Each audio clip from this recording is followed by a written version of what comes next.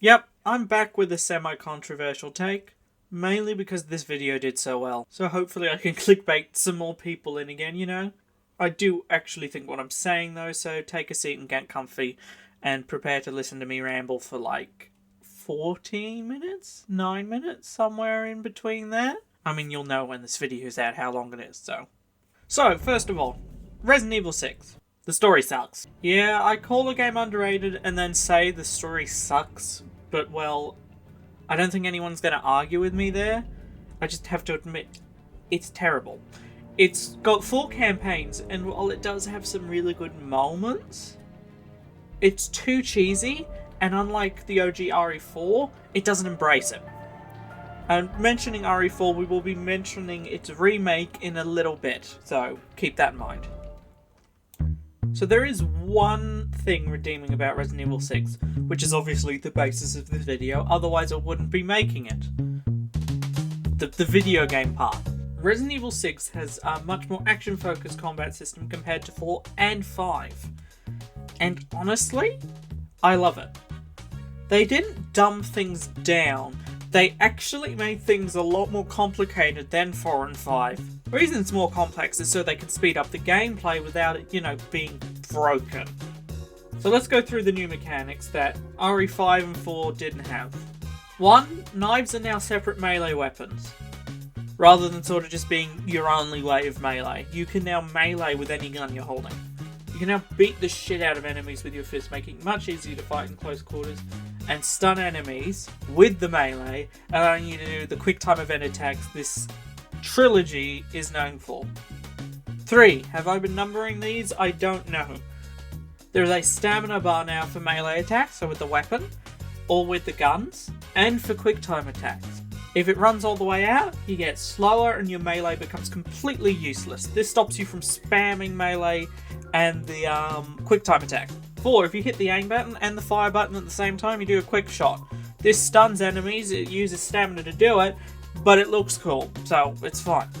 And there are some weapons that have like combos with them if you spam it, which is also just awesome. 5. You can dodge left, right, and you can jump back to avoid attacks on command. You can also roll, move, and shoot while you're in this on the back prone state. You can also enter that state after being knocked down by an enemy. So you can get knocked down, fall down, and then pull out your guns and shoot them in the feet. Or the face. Or anywhere. 6. You can move while shooting. Not a huge change, but the previous 2 games had you remain stationary.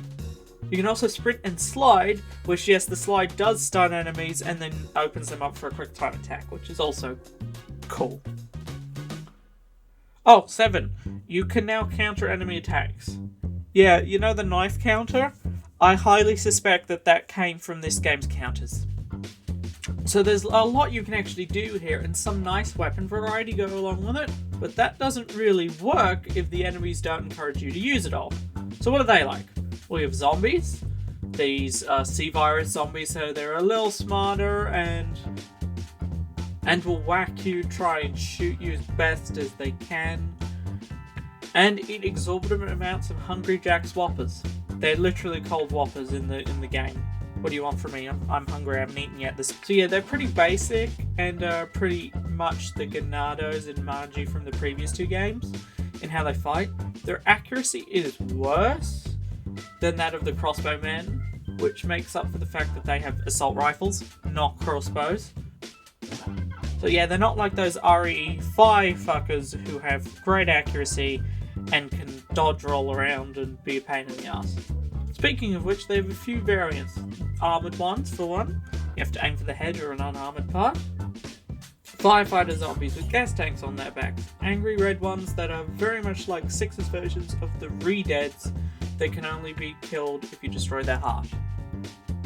Average Floridian wildlife. And you got your Whoppers acting as mini-boss style enemies, and let's not forget, every zombie game now needs a Screamer for some reason. It's technically called something else, but Screamer. Am I forgetting anything? There is an entire set of zombies that appear in a graveyard. They have medieval armor, weapons, and medieval suicide vests that I guess never went off, so they just got buried with them still strapped to them. Also, where do medieval suicide vests come from? So So the zombie variety is actually pretty rock solid. I mean, with a few bosses over a single, maybe 6 to 9 hour campaign, it'd be fine, so...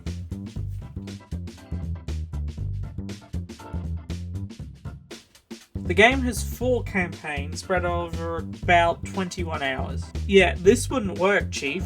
They'd get repetitive really quickly. Not to worry though, because you only really fight them for just 6 to 9 hours, mostly in Leon's campaign, with Chris and Jake fighting the other main group in the game and Ada fighting a mix. So these new enemies fill up 75% of the roster. So what are they? Guys with guns. I've got a bad feeling about this. Cover shooting, and wait, did that guy just grow his head back? That one has turned into a fucking bug. That's not how legs work. Suicide bomber. Why are you wearing steampunk suits?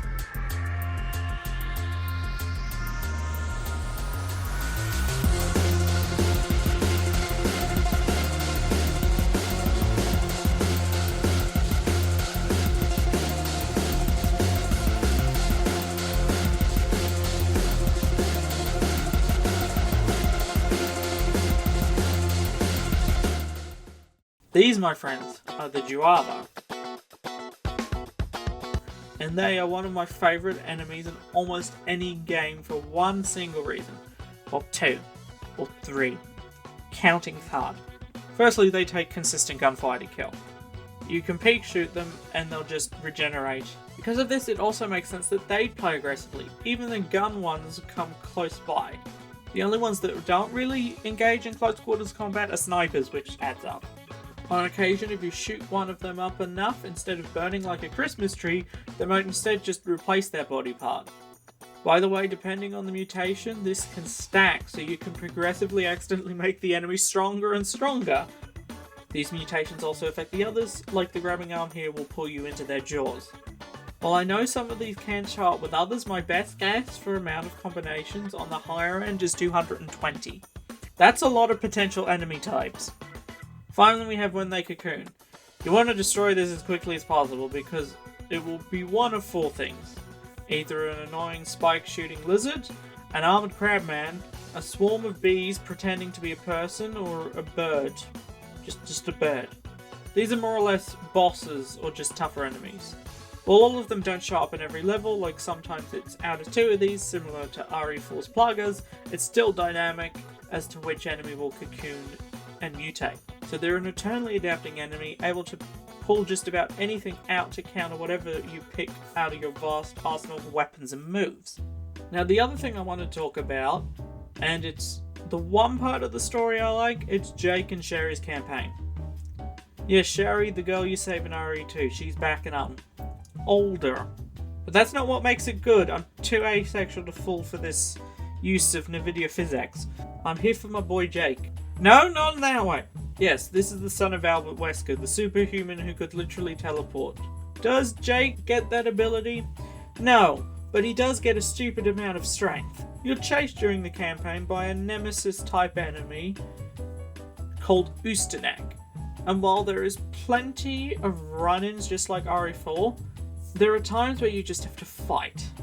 Unlike RE3, Jake is literally the son of the only person the Tyrant virus didn't turn into a mindless killing machine, so he can actually just beat the crap out of Ustenak. Wrong, asshole!